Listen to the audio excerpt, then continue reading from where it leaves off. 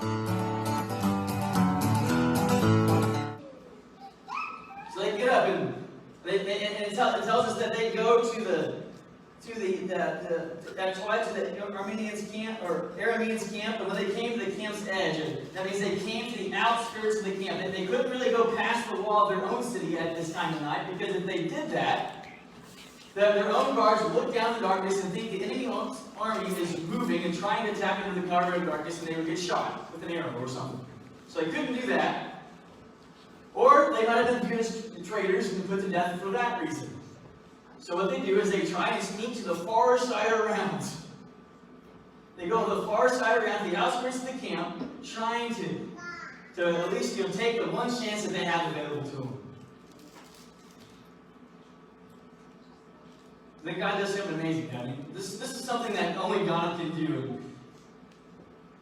They show up, and there's nobody there.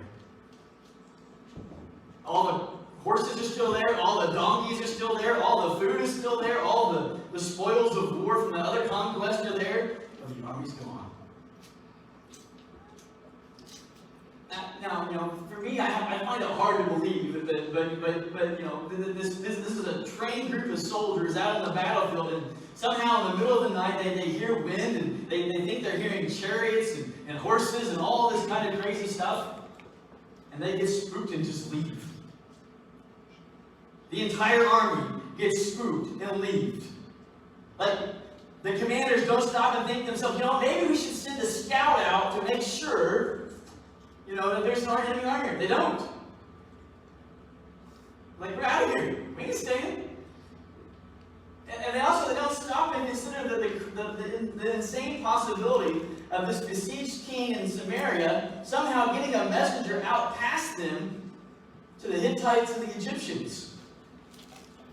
How would he have gotten past without getting caught? I don't know what but I don't think the kingdom of Samaria had any trained ninjas in their group. Maybe they did, I don't know. But somehow God intervenes, and this entire army somehow gets spooked out by the wind and leaves everything behind.